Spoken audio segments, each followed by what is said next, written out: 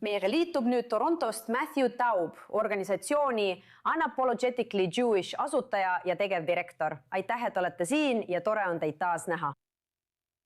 Ka mul on hea meel teid näha, aitäh, et mind kutsusite.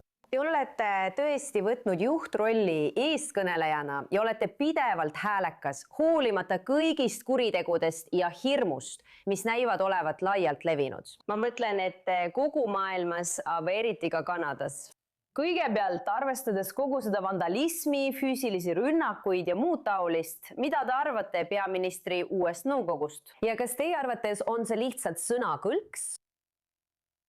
Esiteks, see on lihtsalt sõnakõlks, aga see on ka solvav. Teate, te vaatate seda nõukogu, kus kõik need inimesed võitlevad antisemitismi vastu. Kõigepealt nõukogus on ainult üks juudi liige, see on esimene probleem. Ja ülejäänud liikmed, kellest üks neist üritas eemaldada Hamas ja Hezbollah terroriorganisatsioonide nimekirjast. Ja teine liige oli advokaat, kes kaebas Alberta ülikooli kohtusse nende laagrite pärast, mis toimusid pärast 7. oktoobril. Nii et see ei ole tegelikult komisjon, mis soovib võidelda antisemitismi vastu. Tead, siin on selline nali, et kui keegi üldse teab antisemitismist rohkem kui nemad, siis on need nemad ise, sest nad kõik on antisemiidid. Õige. Vau, aga miks? See on ju üsna ilmne, nagu sa ütled, ja siin ta ongi peaminister. Miks ta siis üldse ütleb, et ta loob mingisuguse nõukogu? Ilmselgelt ei ole see väga tugev, nagu sa mainisid. Ma ütleksin, et see on valitsusele tüüpiline. See on lihtsalt rohkem bürokraatiat. See on lihtsalt järjekordne nõukogu, mis teeb järjekordse raporti, loeb järjekordset esseed, et aina edasi ja edasi venitada ning seda probleemi edasi lükata. Me teame, mis probleem on ja me teame, mida tuleb välja tuua.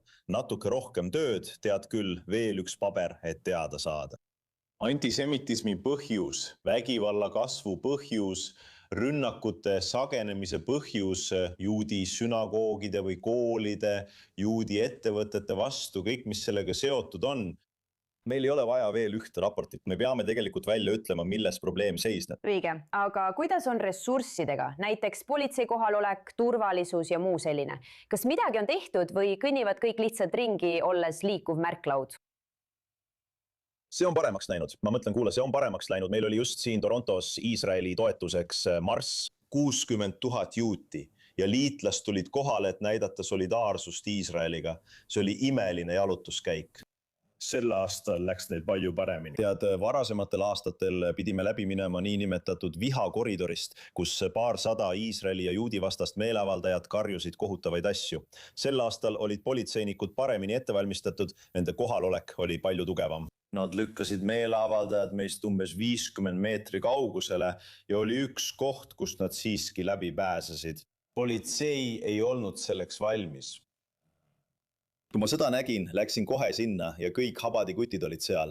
Nii et ma panin meelega nende eest defillini peale ja tead, sa nägid tõde, see ei olnud ainult Iisraeli pärast. Ei olnud nii, nad ei karjunud minu peale midagi. Nad kõik teavad, kes ma olen kui eestkõneleja. Nad hüüdsid mu nime ja see ei käinud nii, et sa toetad genotsiid. Äkitselt oli jutt hoopis selles, et sa ei ole päris juut. Wow. Ja tead, mask langes eest. Õige. Wow. See ei olnud enam seotud sellega, mis toimub Iisraelis. See oli otsene rünnak minu juutluse vastu. Ja just seal langes mask eest. See ongi tõde. Sa kirjutasid hiljuti arvamusartikli, mis ma tean nõudis sinult palju tööd. See oli üsna põhjalik, rääkisid plaanist B ja sellest, kuidas inimesed istuvad reede õhtuti laua taga, arutavad, kuhu minna ja mida teha. Kas tead, kas jäämine on ka üks võimalus? Selgelt ei taha inimesed tingimata oma kodust lahkuda ja alla anda, aga me näeme potentsiaalselt uut lainet, kus rohkem inimesi teeb alijat. Mis oleks sinu arvates plaan B? Plaan B on midagi, millest ma kirjutasin ka oma artiklis, kus kõik räägivad, mida me edasi teeme. See vestlus on toimunud Kanadas ja palju ka USAs, aga Kanadas juba viimased 2,5 aastat. Teate, alates 7. oktoobrist alustasime arutelu teemal, kuhu me nüüd läheme, mida me teeme. Ja nagu ma artiklis kirjutasin, olid plaan A ja plaan B. Teate, Euroopast ja Kanadast lahkumine oli meie plaan A ja plaan B. Nii et arutelu käib selle üle, kuhu me nüüd läheme. Ja ma olen pidanud palju vestlusi, teate, välisministeeriumi ja teistega. Nii suurepärane, kui see ka poleks. Alia on imeline asi, aga ma ei usu, et te suudaksite järgmisel aastal 8 miljonit juuti vastu võtta. See on siis esimene punkt. ja infrastruktuuri lihtsalt ei ole. Aga vestlus on nihkunud küsimusele, kas me jääme või läheme. Mõned inimesed mõtlevad, kas minna Floridasse, kas minna Texasesse. Kas me läheme näiteks Panamasse? Või kas me lihtsalt võtame riski. Ja ma arvan, et meil peaks alati olema plaan B. Mida me siis teeme? Kuhu me läheme? Aga samal ajal usun ma väga, eriti meie rolli maailmas, me vajame diasporaad. Vaadake, kui halvaks Kanada on muutumas, kuigi riigis elab 500 000 juuti. Kujutage ette, kui meid siin üldse ei oleks. See oleks hoopis teine vestlus. Nii et plaan B on, mida me teeme. Ja on inimesi, kes ongi lahkunud. Inimesed on läinud, nad on täielikult Kanadast lahkunud, nad on võtnud kaasa oma pered, oma rahad.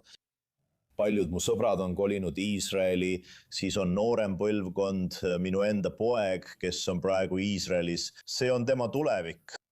Tema vaatab seda nii, et ma ei taha plaani B, see on minu plaan A. Ma lõpetasin kooli. See on koht, kuhu ma lähen, nii et ta paneb selle ellu. See on tõesti palju lihtsam. Kui sa oled 22 aastane. Õige, täpselt. Noh, Matthew, aitäh sulle, et sa jätkuvalt seisad oma eest ja oled kartmatu. Ja ma mõtlen, vaata ennast, kui ma oleksin keegi, siis keegi ei noriks sinuga isiklikult üli. Tundub, et sa saad endaga väga hästi hakkama. Ma hindan seda. Suur tänu. Hästi!